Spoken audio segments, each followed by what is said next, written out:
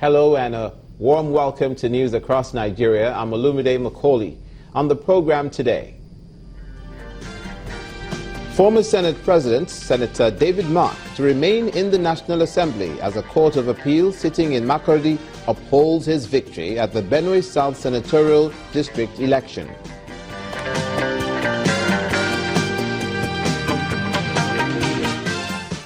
Nigeria police commence investigation into murder of Plateau monarch in Bokos local government area as Plateau state government imposes 24-hour curfew in the community.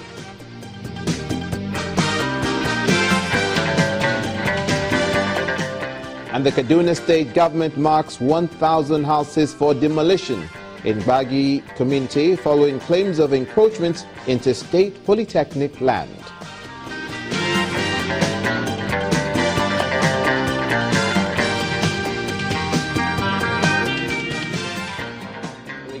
With a story that ended up as a legal issue. It seems to be sorted for now. The Court of Appeal sitting in Makurdi, the Benue State capital, has affirmed the decision of the Election Petition Tribunal, which upheld the election of former Senate President David Mark for the Benue South Senatorial District. The appeal court agreed with the tribunal in dismissing the petition filed by Mr. Daniel Onje of the All Progressives Congress against the declaration of Mr. Mark as the winner of the February 20th rerun election on the grounds that the petition was filed out of time. The court ruled that Section 285, subsection 5 of the Electoral Act provides for 21 days within which a petitioner can approach the court with the computation of time beginning from the day the result of the election being declared. Counsel to both parties have been speaking on what they think about the judgment.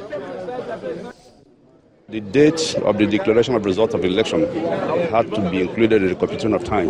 So what the court just did today, the Court of Appeal, was to vindicate the position which were espoused with vigor in our various briefs.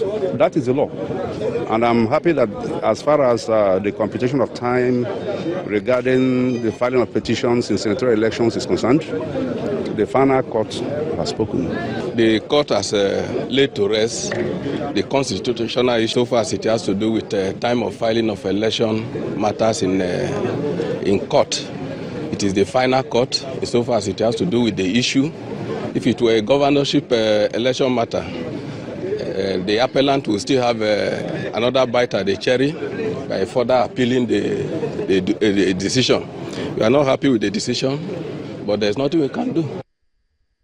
A rerun election led to that case. All is now set for tomorrow's rerun elections in Imo and Kogi states, as the Independent Electoral Commission has distributed sensitive materials for the exercise. In the meantime, the commissioners of police in Imo and Kogi states have given the assurance that tomorrow's polls will be conducted in a peaceful atmosphere.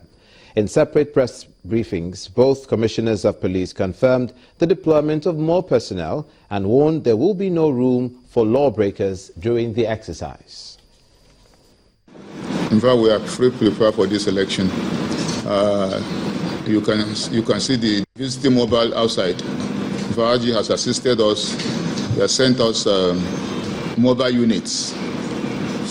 We have just received from Niger, Nasarawa and FCT, and we are still expecting from Kwara and Kaduna. They are on the way coming. You can see that we are fully prepared, but we will ensure that all the polling units are covered, because I will be there, DC Ops will be there, all the area commanders will be there. We are taking this election very, very serious. Voters will not be allowed to loiter around the voting centers after casting their vote, but will be allowed to stay peacefully within 300 meters away from the voting centers if they so wish. Only security agencies, INEC officials, accredited political party agents, and accredited observers will be allowed around the collation centers. There shall be restriction of vehicular movement within the areas where election will be held as from 0660 hours. That is from 6 o'clock in the morning to 6 o'clock in the evening on Saturday. To the northeastern part of the country, the Victim Support Fund VSF has rebuilt 39 public schools buildings destroyed by insurgents in Dikwa local government area of Borno State. The chairman of the Presidential Victim Support Fund, General Theophilus Danjuma, commissioned the new buildings worth 250 million naira. General Danjuma says this will enable internally displaced persons as presently living in camps to resettle in their hometowns. Within the last 1 year, the Victim Support Fund has been providing support for displaced persons in the northeast who are victims of insurgency. The biggest project undertaken by the Victim Support Fund in Borno State is the rebuilding of government infrastructure for resettling IDPs from camp to Dikwa Township. General Theophilus Danjuma was received by Governor Kashim Shettima at the Maiduguri International Airport, from where they drove to the Asian town of Dikwa, where the projects were commissioned. There's no town anywhere that is built by government. It's the people who build their homes. But these people are destitute. We eventually will have to use the same method as we are doing now to rehabilitate public buildings. Use the same method to rehabilitate the individual. General Danjuma complained that insufficient funds have been slowing down the rebuilding programs of the committee, as many pledges made are yet to be redeemed.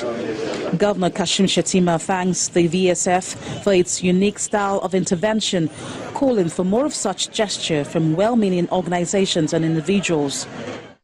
Your mere presence here will send a message loud and clear to the whole world that Borno is reimagined from the violence of the Boko Haram. The Victim Support Fund was set up to raise funds for victims of Boko Haram insurgents in northeast Nigeria. According to the chairman, the Victim Support Fund is interested in empowering women and children, as well as resettling displaced victims of insurgency. Plans are underway to commence rebuilding of Bama, another Borno town destroyed by the insurgents.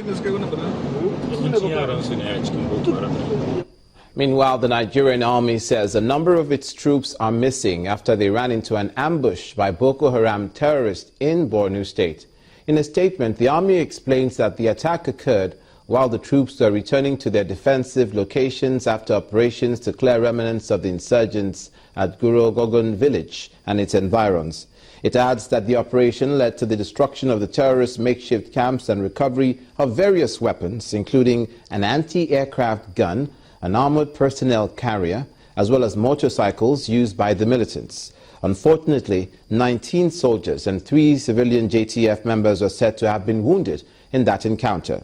The army is vowed to ensure that everyone involved in the operation is accounted for and dispatch special forces personnel to locate the missing troops.